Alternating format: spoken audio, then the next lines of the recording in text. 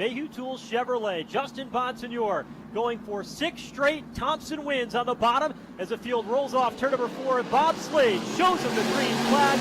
We are racing with the Whelen Modified Tour to the bottom of turn 1. Kobe making an early statement as he gets by Bonsignor, moves in front. Swanson tried to duplicate that move, was shut off by Bonsignor, and a strong start by Burt Myers in the top 4. Myers now riding a bit deeper in the field as he tries to challenge to the inside of Ronnie Silken at 85. Myers settles in line right ahead of Eric Goodale. Behind them, a good battle now between Andrew Krause and the 24. He starts to look to the inside lane, but he loses the nose. Caution flag is out here on the opening circuit. Caution is out. Debris to the top of the racetrack up in turn 4. A piece of metal sitting up there will bring out the caution flag here. Safety services vehicle is already rolling to retrieve that piece of debris. But it'll slow us down here. 2 laps in. Doug Kobe showing the way. Now remember, unlike our weekly racing, the yellow flag laps do count. So we have an early caution because of rubbish on the racetrack, but we will get that taken care of in turn 4. So our safety vehicle is moving back to its perch behind the wall, and we will be ready to resume. What a lightning bolt start by Doug Kobe. He was in a hurry as he just jet streamed his way past Bonsignor and went into the lead. Matt Swanson tried to do what Kobe did, but by that time the barricade was put up by Bonsignor, so he blocked Swanson behind him, and it was Bonsignor in second and Craig Lutz. He was off to a good start. Remember, on Icebreaker weekend, he came very close to finishing in the top 3, got involved with Eric Goodale on the final lap, and finished 14th.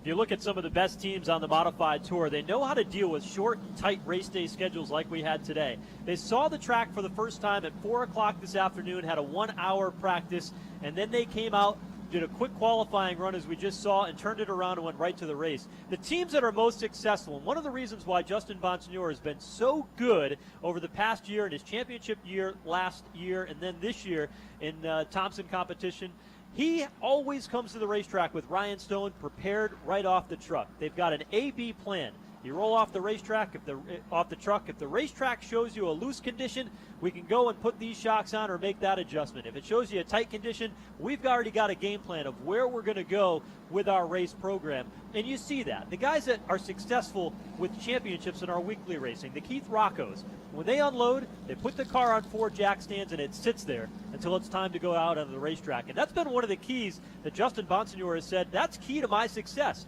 We prepare at the race shop. When we come to the racetrack, all we have to do is unload and turn some laps and see where we're at. And that's why those teams are running so well at the moment. As Keith Rocco would say, races are won at the shop. If you give 110% at the shop, you should get 120% at the racetrack. So that is part of the success story for Bonsignor. Also, they make great pit stops.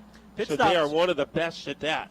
We haven't had a chance to test it that often this season. Only a couple of tracks on tour have live pit stops, Stafford Speedway and Thompson Speedway among them. There are a few others that comes into play. But that track position on that pit stop is where Justin Bonsignor last season was very good. He's got all his pit crew back again this year, and they're hoping to have that success, but only time will tell. And you know, Matt, not many people know what Bonsignor does for a living for a young guy. It's not something that we talk about a lot, but he's in the technology business.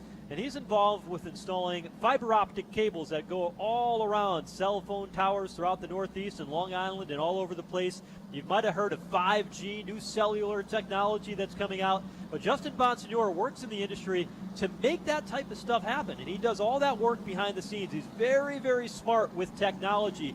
And it's not something we talk about very often because he's so good on the racetrack. But he's got a really interesting story away from the car and some of the things he does as part of his career that help allow us to have those conversations on that cell phone that you lost. I need him to help me. I need him to give me an SOS here. Jimmy Blewett's car, they took the front piece off of that car and threw it away as that was kind of bashed in. So some cosmetic repair for the number 21 of Jimmy Blewett. And we're 1 to go, Matt, before we get back under the green flag. Pete Falcone's working pit lane tonight. Pete, you know, this race is a very short distance, 120 laps left, and A lot of the teams that we heard were saying, you know, if I can pit somewhere around lap 90 or so to get my 3 tires, that would be a good combination, Pete. Is that the same thing that you've heard in your studies today? Yeah, down here on pit road, they're prepared for anything, but you may see them come in or see some of them duck in here a little earlier than that. They're thinking just in case it goes green most of the second half of the race, they may get in here early. I've heard that from 3 or 4 of the crew chiefs so far.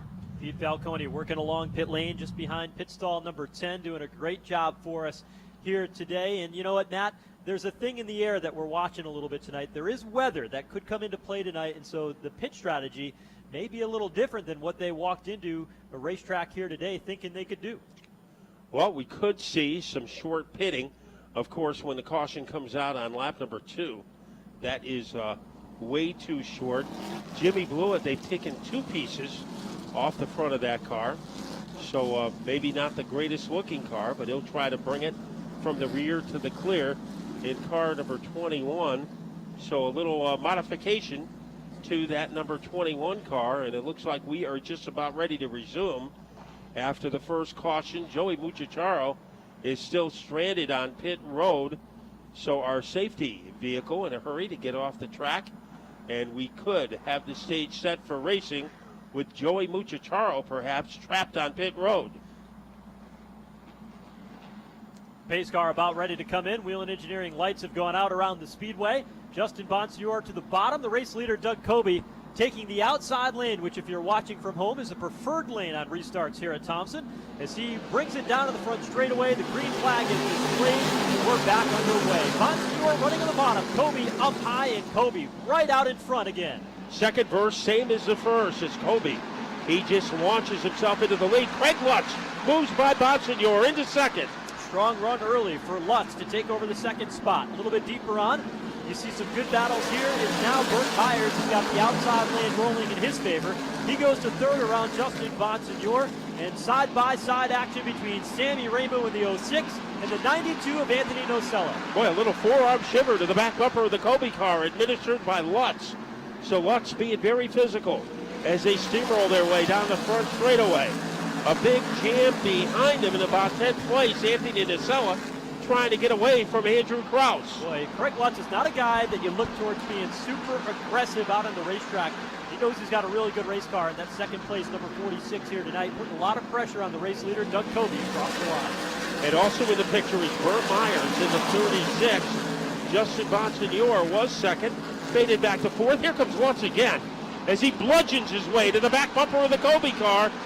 Craig Lutz, it is a steel cage match as far as he's concerned. He's got a lot of confidence. 2 top 5s in the last 3 races on tour, and he wants to build on the success he's had here at Thompson in the past. Lutz is there. He rolls the center of the corner much better than Doug Kobe. Kobe likes to run away and hide. It shows you how strong Craig Lutz is here tonight because he is putting on the heat in turn 3. He has had second place finishes before, but never a victory. Now goes down low, trying to make a move. Like soda out of a shaken can. Craig Lutz gets by Kobe to move in front. That's a dominating move. Craig Lutz, just 13 laps in. To go by Doug Kobe like that, here's Bert Myers now. Looking inside off turn 4, but tucks it back in line. And in fourth is Bonsignor trying to hold off Matt Swanson. Silk is 6, and then Chris Patriak. But the surprise already administered by Craig Lutz as he was able to get the lead away from Doug Kobe, and he has already earned a bonus point. Like what I see out of Bert Myers here in the early stages. He's had some good runs here at Thompson in the past, but he's struggled every other run prior to that. Tonight, Dane Zapienza out of the race car because of injury. 36 belongs to Bert Myers. Won Saturday night down at Bowman Gray. He's got a lot of momentum on his side, too. As Bert Myers has had some good runs at Thompson, but never any great runs. He is going to try to change that focus tonight. Bonsignor, like a mosquito, trying to harass that number 36 car. Maybe the best battle a little deeper as Patriak holding off Max Zackham. So as they jackhammer their way into turn number 1, it is still Craig Lutz in control. 75 of Chris Patriak impressed us during qualifying, and he is showing that he's got a lot of speed in that car. He was 5th when we started this race. Max Zackham, a part-time runner, family operation. Bruce Baca, who owns this modified, supporting him in that 20 car, trying to put a move on Pastriak. This is a battle for the 7th spot, and Zacham's going to sneak on through and take it away. Boy, he made it look easy as he was able to submarine his way underneath Pastriak. Behind them is Nacella. Andrew Krause getting a challenge from Woody Pitkat in the orange number 82. And Woody just doesn't have the giddy up to get underneath the 24. Lutz with a little bit of daylight against Doug Colby. Opening up a 2-car length advantage. We continue to watch the battle between Andrew Krause and the Wall Stadium winner, the 82, of Woody Pitkat off turn number 4. Pitkat looking inside, trying to crack the top 10. As he moves inside, Krause up high, advantage Pitkat off 2.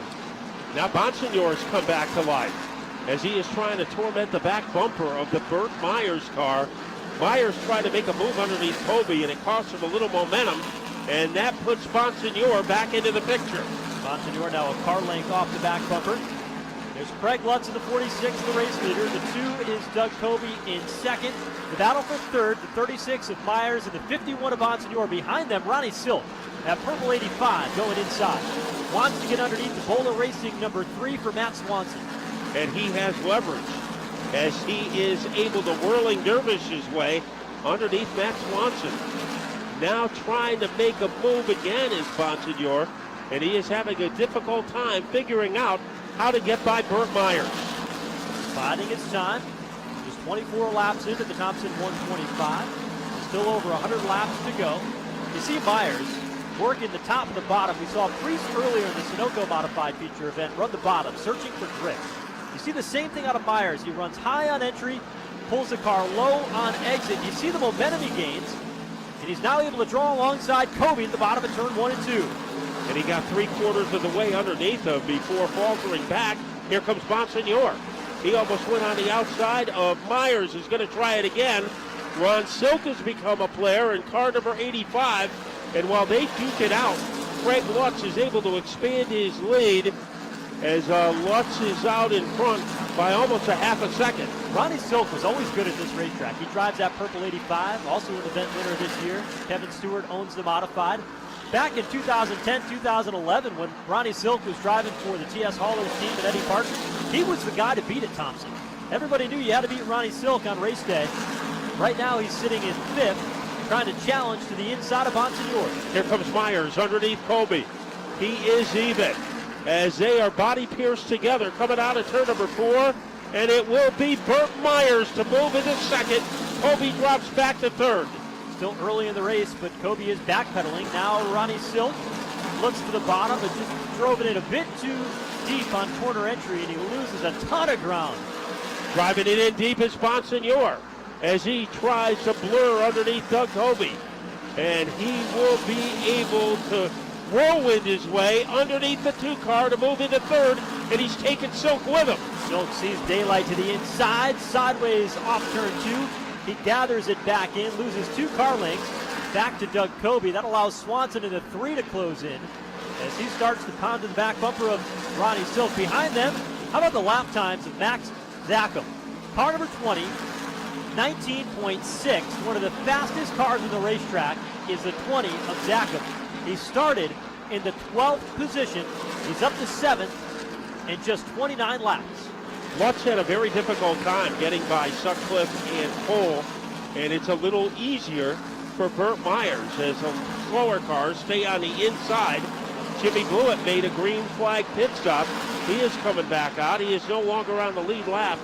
And Bonsignore trying to stay within striking distance of Burt Myers in the fight for second. Just to update you on where Ryan Priest is running. Started 19th. He's running 15th. Has not made a ton of progress toward the front of the field, but this is a strategy race. Anything can happen. We've seen strange things happen in this race, depending on when the cautions fall throughout the race. We'll keep an eye on that as the night goes on. To many people, the race doesn't start until after the final pit stop.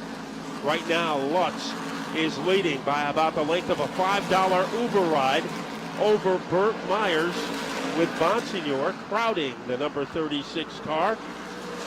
And Matt Swanson having a very solid run. He started 4th, has dropped back to 6. And this is his home track. He started at the Little T, and Matt Zackham has turned a lot of heads in this race. He is one spot behind Swanson. Zackham on the charge. He stalled out once he got to Swanson.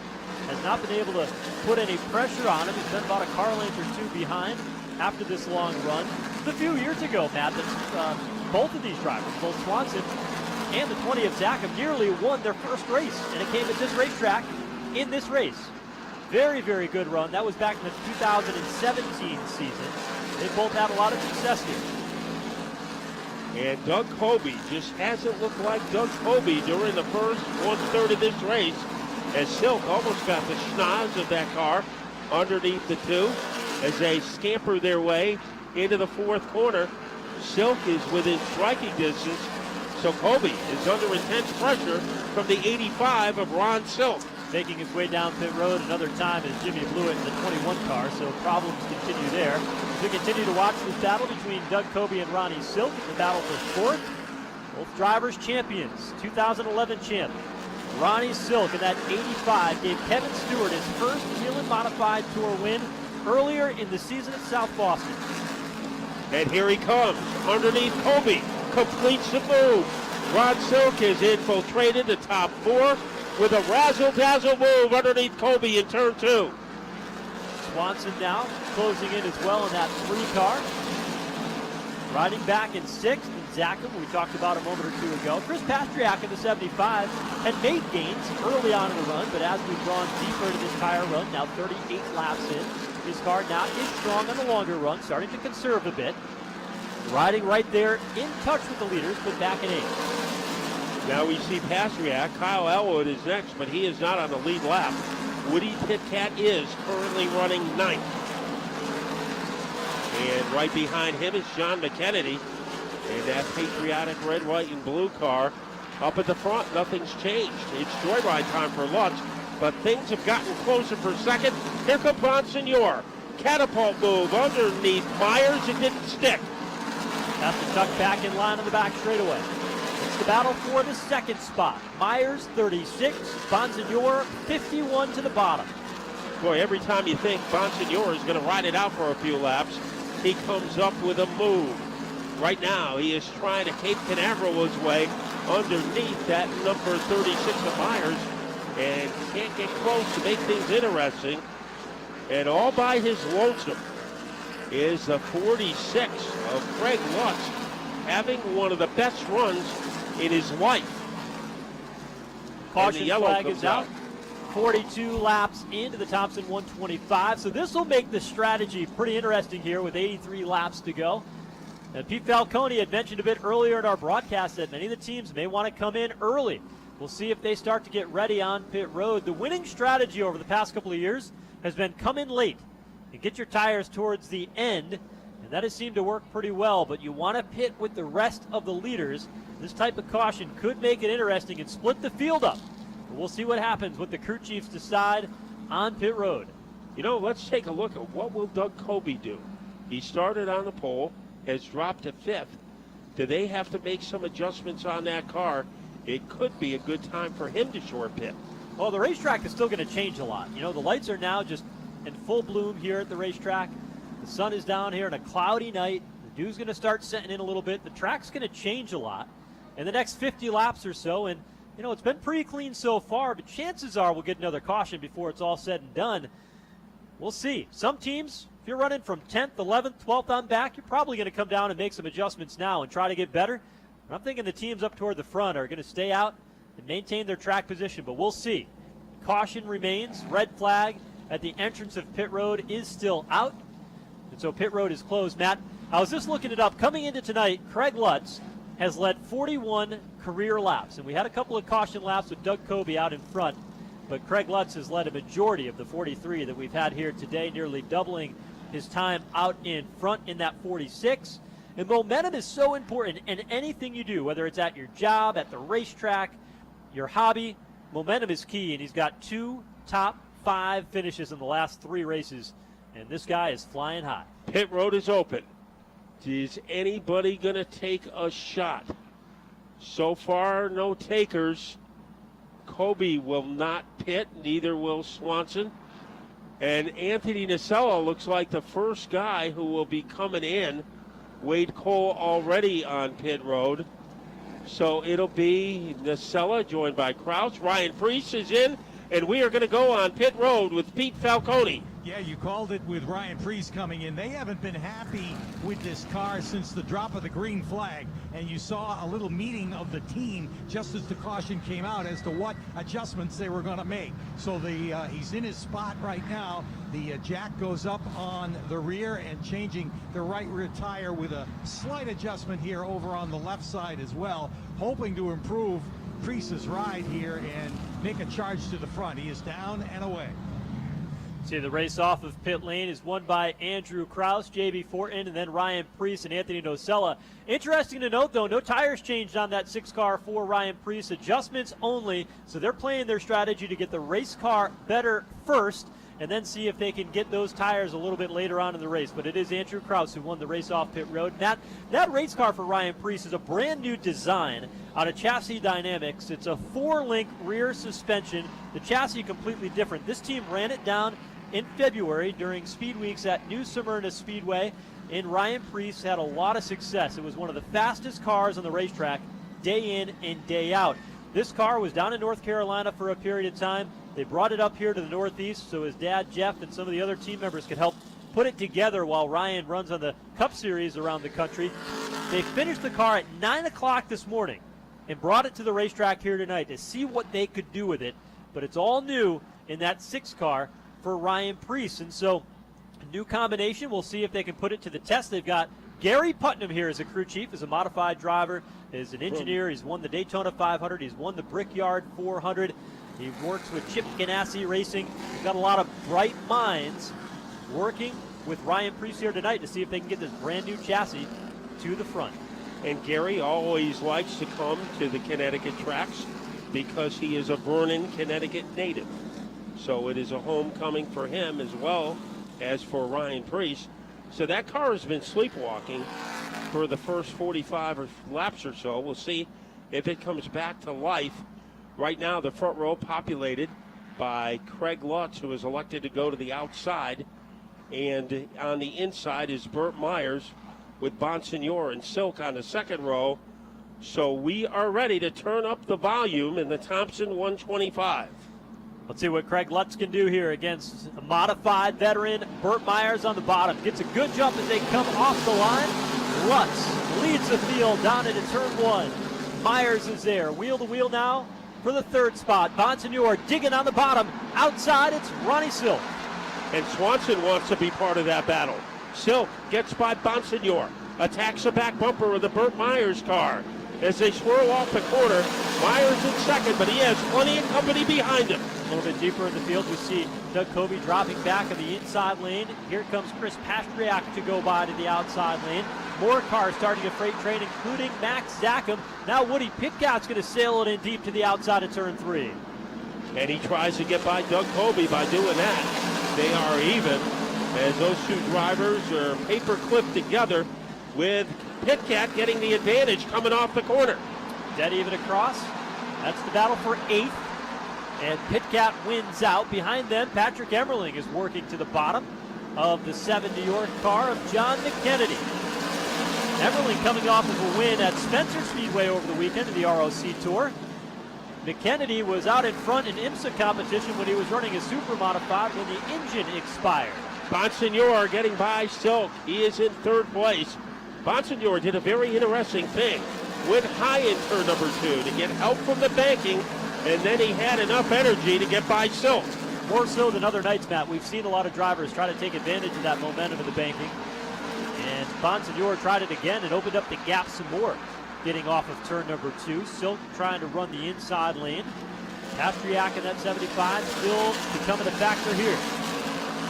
And Matt Swanson rounding out the top 5, 1 spot ahead of Pastriak, who has looked pretty formidable in the last handful of laps.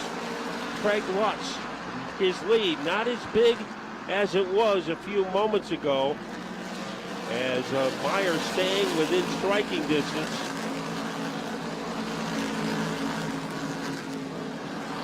And Pastriak leading the next contingent of cars. Woody Pitkat looks pretty strong. And now McKennedy with a fireball move against Kobe. That is a fight for ninth place. And McKennedy almost pulled it off. He's going to try it again. McKennedy drove deep down into turn 3 the last time through. Loses a nose this time at the exit of turn 2. And a lot of ground back to Doug Kobe. Kobe's race car reportedly tight as he tries to close in on Woody Pitkat. And you're right though, Matt. Pitkat does look good in this 82 here tonight. Here's George Brunhosel, the third in that one car, drives underneath Ryan Preece. And that'll pick up a spot for him. He'll move into 15th. Eric Goodale has started to pick up the pace. Currently running in the number 11 spot. He is holding off Patrick Everling. So Goodale didn't qualify well tonight, but he is trying to make up for it. Bonsignor going after Burt Myers. As we are approaching the halfway point of this race, it'll be on lap number 62 and a half. But things are getting interesting in the battle between Meyer and Bonsignor, and it looks like both of them are closing in on Craig Lutz. Well, Burt Myers is running exactly where Justin Bonsignor needs his car to be. He likes that higher groove around the racetrack, so it's becoming very difficult for him to find room to the inside to pass. You see him this time through, follow right in the tire tracks. But Matt, there's that momentum move you were talking about earlier in the day. He just didn't have it quite right that time to get him on the backstretch. Boy, he almost got him in turn number 3. Meyer's car almost went sideways. Almost a dead even battle between Meyer and Bonsignor.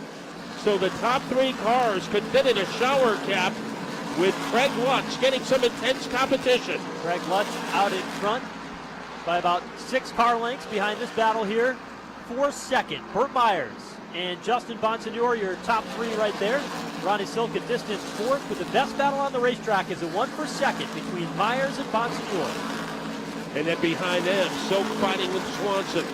Then it's Pastriak and Max Sackham, 2 Connecticut guys. But here is Bonsignor's got it cranked up again, looking for some momentum. And Meyer running a pretty strong race. As you said, he is putting the car right where Bonsignor wants to put his car. So Bonsignor baffled at the moment by the prowess of Burt Myers. Burt Myers, the entire game down to Walnut Cove, North Carolina, watching alongside here, running in the second spot, trying to see if their driver, with Dave Zappienza standing in the infield watching, can go to the top spot. Off turn number 2 is within 1 car length behind Craig Lutz, who's looking for his first Whelen Modified Tour win. But his lead has shrunk quicker than a $20 bill at a gas pump. It has almost disappeared with Bonsignor in the neighborhood. Swanson tries to go up high. He's currently in 5th place, and he tried to use the high groove to his liking. And Ron Silk, pretty crafty tonight. Always is. Smooth as silk, riding there in the 4th spot. But look at the top 3. A car length separating each of the cars. Lutz, Myers, and Bonsignor. Here's Myers now. A little bit of trickery, trying to see if he could change his lane. It cost him momentum, and that allowed Bonsignor to drive to the bottom and into 2nd. Boy, you make a mistake against Bonsignor, and you lose a position. Now Bonsignor in 2nd. He is targeting the back bumper of the Lutz car. Slower cars in front. Melissa Fifield, the first driver that the leaders have to get by, and there are no issues. And now Wade Cole is in front of them. So 67 laps have been completed. Lutz has led 4 laps today than he has all season. But how much longer can he continue to lead? Because Bonsignor is right there with him. Yeah, career high laps led for Craig Lutz. Bonsignor knows if a caution comes out, a pit stop is coming. He wants to be out front for a couple of reasons. He can control the pace of the restart. He can be the first car on pit lane. And he can control the pace of the race. He's going after it now. He's been given the green light by Ryan Stone, his crew chief. 68 laps into the Thompson 125, and Bonsignor is on the charge. And Lutz trying to protect his first place turf. A distant third now is Myers, so he has lost a lot of ground. Silk trying to take advantage of that in the top 4, but the battle is up at the front. In the spotlight, Craig Lutz from Miller Place, Long Island, and Justin Bonsignor from Holtzville, Long Island. So it's a battle of Long Island here at Thompson Speedway. Boy, those Long Islanders have loved invaded the Connecticut short tracks and stealing the thunder away from the local guys. And they have certainly captured victory many, many times here before. Bonsignor tried at that time through turns 1 and 2, but he couldn't make it stick. Lutz is hanging tough there in the top spot. Bonsignor putting a lot of pressure on the young driver. His choreography has been great. Let's see what he does here. Just nosedives on the bottom, but he can't dive bomb underneath Lutz. Lutz, what a job he has done to protect his lead, because it looks like to the naked eye that Bonsignor has a faster car. Got some lap traffic up ahead. Ken Hagee directly in front of the race leaders. They'll try to work around him. He gives way to the bottom. Bonsignor tried to get a run off turn 2, but Hagee was there, and he's got to wait a moment. Wade Cole on the inside lane. Now here they go again through turns 3 and 4 in a battle for the top spot. And almost getting the nose of that car underneath Lutz was Justin Bonsignor. They try it again as they are able to blister their way down the backstretch. Let's see what Bonsignor can do. He closes in, but I think the lap car of Carroll slowed down his progress. Bonsignor's got plenty of time. Still 51 laps to go in the Thompson 125. Got the bumper underneath Lutz, but doesn't have momentum. Well, one thing Lutz is doing, he is staying up high in between turns 1 and 2, and that's taken away that move that Bonsignor likes to go up in the corner and then dive bomb down low. So Lutz is taking that move away from the 51. Yeah, he's testing the focus of Lutz. When you know you've got a 5-time winner, consecutive winner, on your back bumper, and a 10-time Thompson winner, hounding you for the race lead and not making a mistake. We saw Burt Myers, one slip, and Bonsignor capitalized. Lutz has not slipped yet, even with one of the best right on his back bumper. So that margin remains the same between Lutz and Bonsignor, less than a car length. Meyer has a safe lead over the 85 of Silk. And Silk has been passed by the 3 of Swanson. So Silk has lost a position. And Matt Swanson is now in the top 4. And it looks like Swanson has some firepower. Yeah, Swanson looks good. You mentioned it earlier, Matt, in that 3 car. They brought the same setup that they ran here in the August race, the Bud 150. Finished in the top 3. Bonsignor again trying on Lutz, not doing. Can't get it done off turn 2. He keeps trying him. Boy, that is quite a show up at the front as Lutz once again hugs the high groove, and that means that Bonsignor has to behave himself in turn number 2, as he can't go up high and get the momentum like he would like in order to make a slingshot move down low.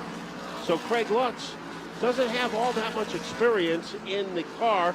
This is his 4th year on tour, but he is getting the maximum out of that Riverhead Building Supply number 46. This is a relatively new car to this team. They picked it up toward the end of last year, the LFR chassis.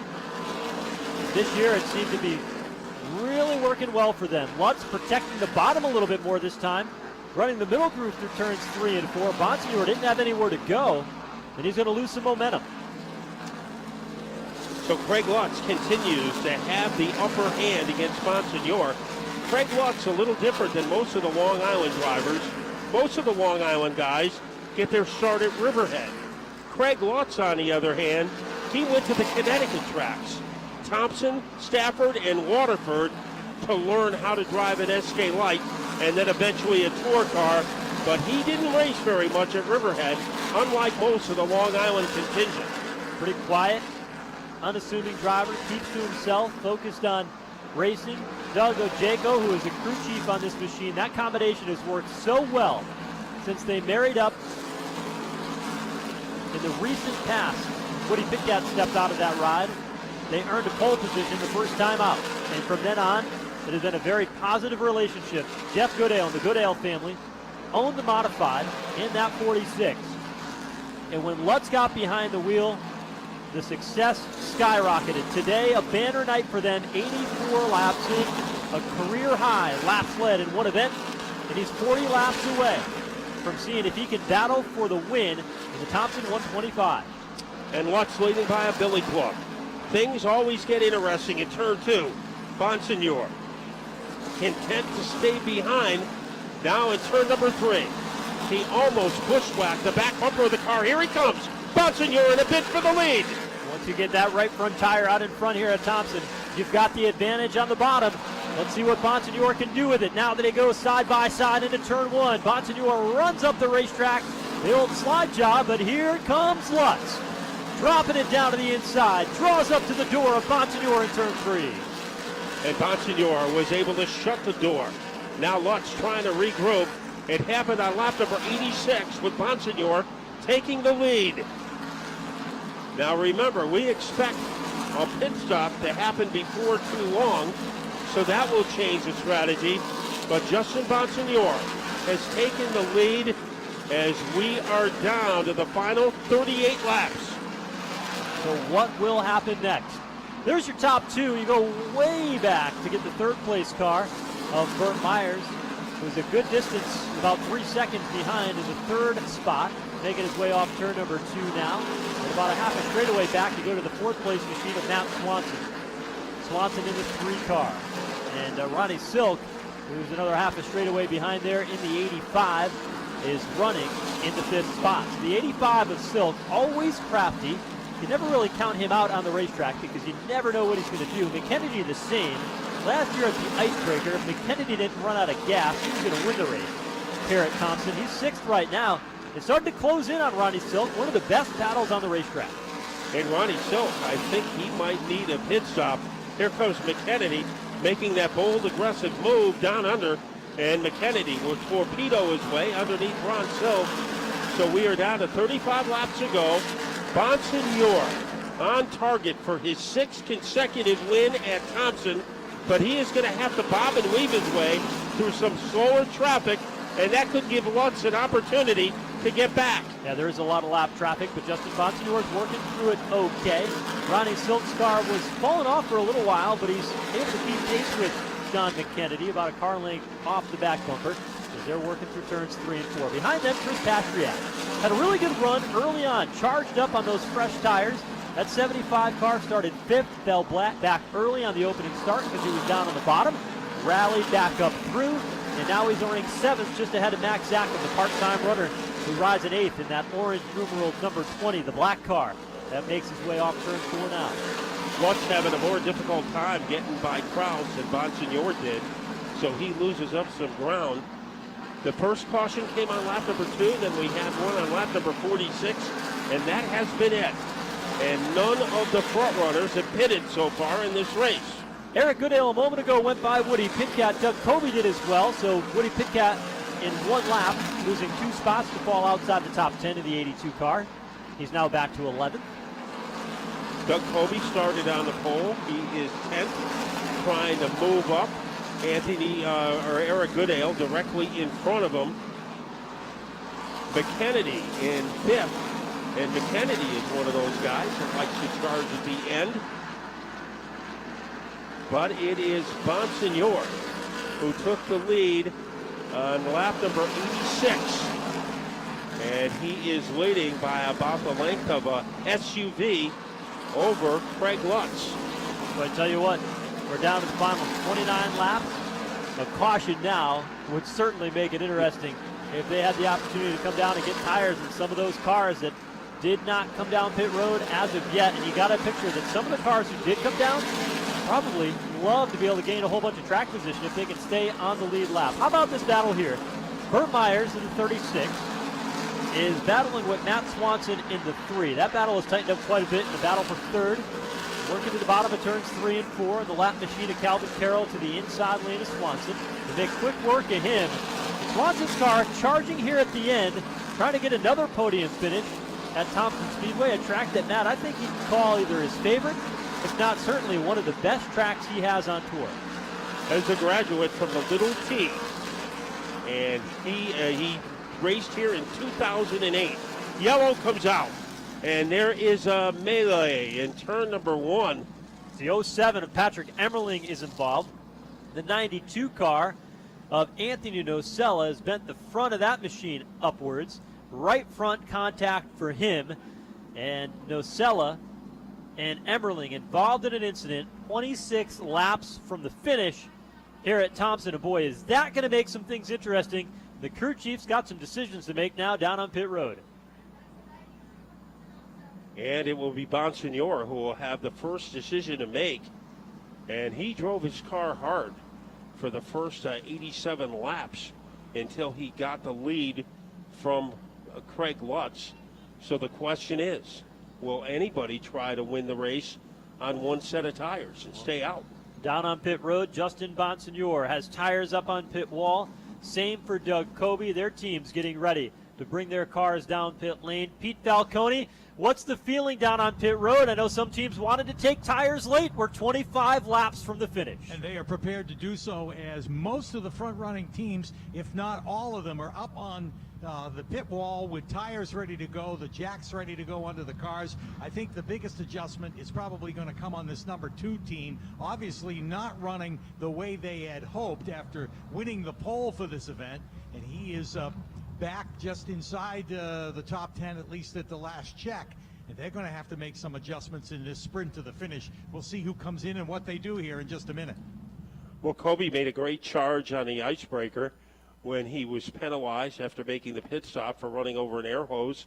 He was demoted to the back of the pack and almost was able to get a top 5 finish. So we know he has comeback capabilities. The field is being held up at the entrance of turn number 3 as we have a heavy cleanup. The red flag is out. So that means that we will get more laps in. That is a positive thing, as the scoreboard is frozen right now at 100 laps. And Bonsignor, we have said many times, what a great team he has and what pit stops they have been making, especially at Thompson. Craig Lutz, that team has been together for about a year. So we'll see what happens there. And do you think any one of our top 10 or so might try to stay out and steal the race? Well, somebody might. You know, a guy like Max Zackham, a team that doesn't have a ton of resources to go racing, run part-time on the schedule. You know, he's sitting there in 7th, knows he's got a pretty good race car. You know, but history will tell you that if you look back through races when you're in this situation, we'll probably have about 20 laps to go when we get back underway. Most likely, there'll be another caution in that 20 laps as everybody gets all worked up here sitting under the red flag.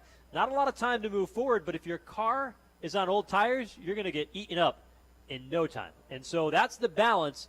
How many green flag laps are going to be left?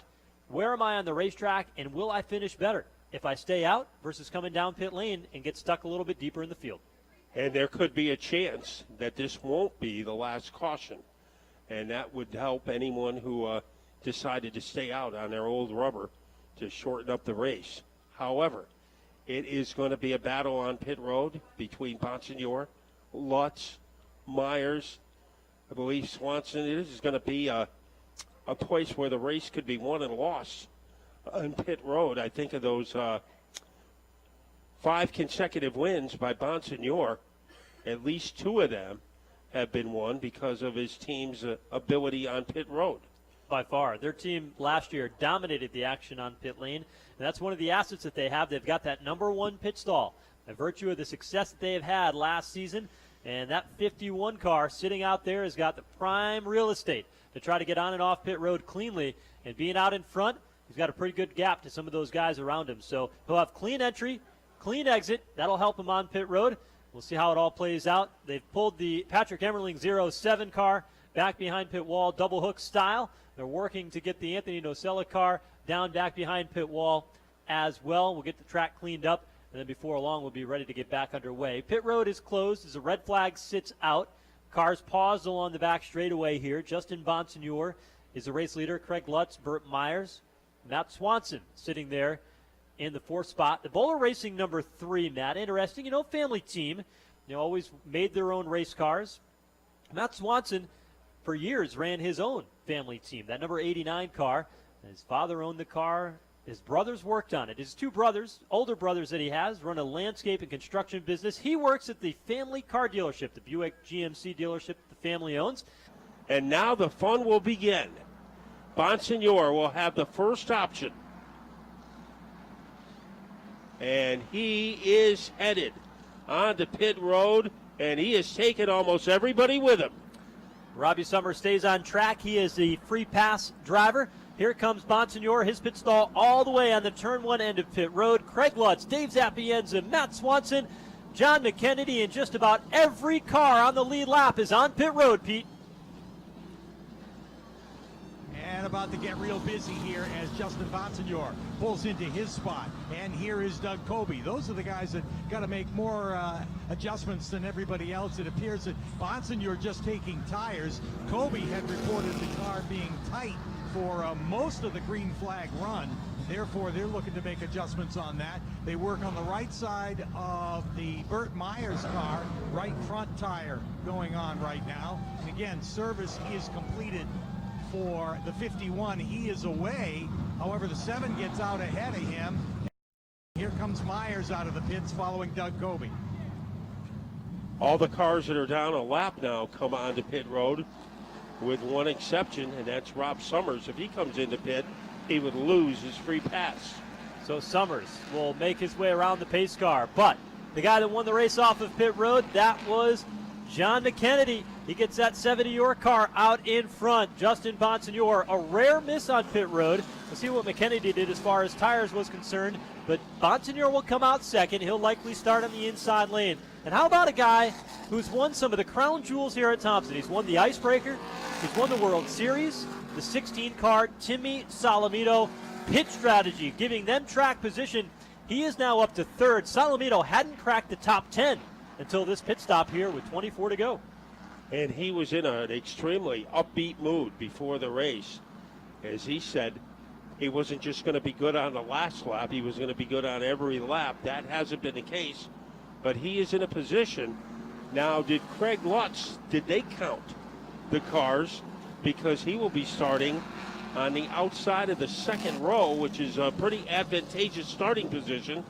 So I don't know if that was by design or by accident, but Craig Lutz, pretty good position on the, he'll be right behind our leader, Justin Bonsignor. I got to be honest with you. If I'm Craig Lutz, I've got the best starting position other than winning the race off pit road. And most likely, you know what? You're probably not going to win the race off pit road. I mean, that team, very, very good team, but you're going up against a guy that runs a Cup Series operation in the 7 New York team. They've got a pretty big pit crew. Bonsignor, well, they're pretty good, and we knew the strategy that Solomito played. So if I'm Craig Lutz, outside of being first, fourth is pretty good. Yeah, I'll take that back. It's McKennedy who will be the leader. He'll go to the outside, and Lutz will be perched behind him. And again, here's why that's so important. The outside lane moves a lot faster on the restarts than the bottom. And so if McKennedy fires off good here, Craig Lutz is going to be in the catbird seat. We know how good his car is here tonight. The question is, will it be McKennedy or Bonsignor who's better on the start? We'll have 19 laps to go when they come back to the line this time by. It's the Thompson 125. They raced in August in the Bud 150, one of the best summer races of the year, and it happens on a Wednesday night here at Thompson Speedway Motorsports Park. But for now, 19 to settle the Thompson 125. 19 laps, scoot for the loot. Bonsignor, what kind of getaway is he going to get? McKennedy, very good on restarts. As they flash dance their way into turn one, McKennedy getting a little shove from Lutz, but it's Bonsignor who will beat him into turn two. Bonsignor led the way on the bottom, half a car length out in front, in a battle for the race lead. McKennedy staying tough there in the outside lane, but Bonsignor prevails off turn four. Lutz almost climbed up the back bumper of the McKennedy car. Meyer in fourth, and then Doug Colby has moved up into the top five. That's some pit strategy there. Timmy Solomito now starting to backpedal there with their pit strategy. Battle is on for second. Here comes Lutz working inside of John McKennedy. They bang Nerf bars through turns 3 and 4. Lutz runs him up the racetrack, but McKennedy sticks right with him. McKennedy almost wound up in the balcony in turn number 4. Now Lutz, he is able to rocket by. Opening for Meyer. Meyer almost poked his nose in there, and Lutz held him off. How about Burt Myers in that number 36? working the inside lane, sparks flying through the Doug Kobe car as Myers couldn't quite hang on, and Kobe is there to challenge. And having a very hefty lead is Bonsignor, as Lutz has emerged as a man to challenge him a little deeper in the field. Patriak holding off Ron Selk, but the drama is the fight now for third and fourth. Here comes Meyer trying to disrupt the rhythm of McKennedy with Kobe along for the ride. Burt Myers diving down to the inside of turn one, picks up third. McKennedy back at the gas. Kobe trying to stick his nose in there to make it 3 wide. Kobe rolls out. McKennedy is there. Bottom McKennedy, top for Burt Myers. And McKennedy trying to roller coaster his way underneath Myers, can't do it. Myers in sole control of third. Here comes Kobe as he is able to thunder around McKennedy to move into fourth and on the verge of taking over fifth. Eric Goodale. We haven't talked about him much in this race, but we can talk about him now. Good strategy call by Jason Shepard. Eric Goodale, they made the right adjustment here for this sprint to the finish. We're down to 13 laps to go in the Thompson 125, and Justin Bonsignor just turned the fastest lap of the race, a 19.042, and he is setting sail off turn number 4. Bonsignor on the 51, the gap back to the 46 is Lutz. And the only yellow he wants to see is on the Sunoco side, as Lutz getting a challenge from Meyer. So Meyer, sometimes it seems in the offense game, he's back on top now with Kobe right there. A spirited 3-way fight for second, and while they duke it out, Bonsignor is able to extend his lead. Those fresh tires are very friendly to Bonsignor. Here comes Myers, got that second spot away from Craig Lutz. Kobe trying to make up for some lost ground here in the final few laps. They work around Melissa Fifield in the bottom. Myers up to second. Lutz putting on the heat with Kobe there as well. Kobe goes to the bottom. Does he have enough ammunition to get by? He does, as he has stampeded his way underneath Lutz. Now he's going after Meyer, who's in second. So Kobe, it looked like he was going to have a lackluster performance, but he has really turned it on in the last 10 laps. They made the right adjustment there on that 2-car as well. As he runs in the tire tracks with Burt Myers, now dips the wheel down just a bit off turn number 2. And on the back straightaway they go. We come to the line this time by 8 laps remaining. Kobe going down low, looking to get second away from Myers. Bonsignor keeps on expanding his lead. The question mark hovers over second place. 3 drivers are going after it. And Kobe, every now and then, he goes to the bottom, and he looks serious and dangerous. Kobe looking again on Myers. Tucks it back in line, tries again in turn 1. Up ahead, across the nose of Myers, and he's got the spot. And he maintained his momentum to keep Meyer from crossing him over. So Kobe is in second, but I think he needs help from a yellow flag in order to corral the number 51 of Bonsignor, looking for his 6th consecutive Thompson victory. Can he get that 6-pack? Well, Kobe was a tenth of a second faster on Justin Bonsignor, but Bonsignor has been running lap times at 19.3, and that's on cruise control for him.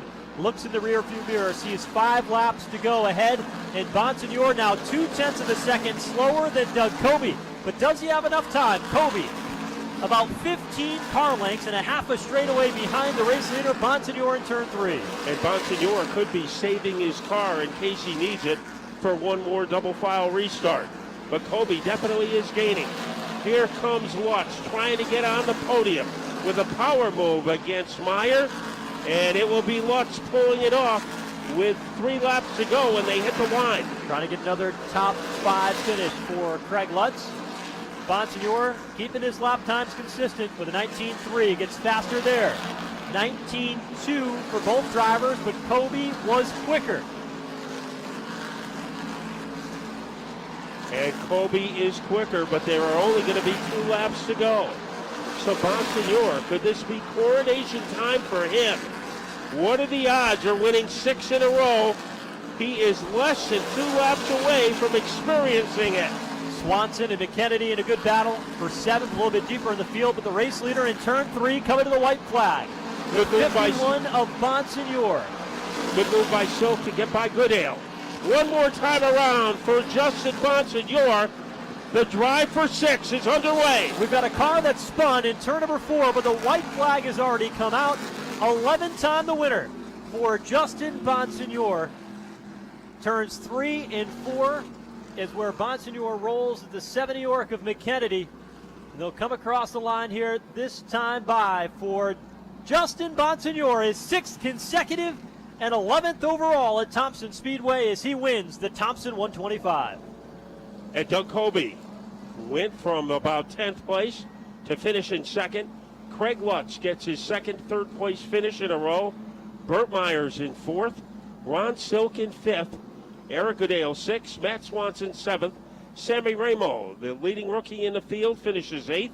Max Zackham 9th. And Woody Pitcat 10th. Then it was Tommy Catalano 11th. Chris Masriak 12th. Timmy Salamito 13th. Ryan Priest 14th. George Brunholzl was 15th. Rob Summers 16th. John McKennedy 17th. Andrew Krause 18th. Blake Barney 19th. And Ken Hagee was 20th. J.B. Fortin 21st. Timmy Catalano 22nd. Walt Sutcliffe 23rd. Kyle Elwood was 24th. Calvin Carroll 25th. Wade Cole 26th. Patrick Emmerling 27th. Anthony Nacella 28th. Melissa Fifield was 29th. Jimmy Blewett 30th. And Joey Muchacharo only ran 4 laps, and he finishes 31st. Justin Bonsignor, you put him on Thompson, and he becomes almost superhuman, like one of the Avengers. And he had a great end game, too, as he was able to get the lead away from Lutz on lap number 87. They pitted around lap 100. It was McKennedy beating him out of the pits, but Bonsignor was able to get by for another great win. Let's send it down to Victory Lane with Pete Falcone to hear from our winner in Critical Signs Victory Lane. Yeah, he's actually still in the car as they get set to set up Victory Lane. I think at this point they are going to try and move the car up into the Victory Lane area to do the celebration.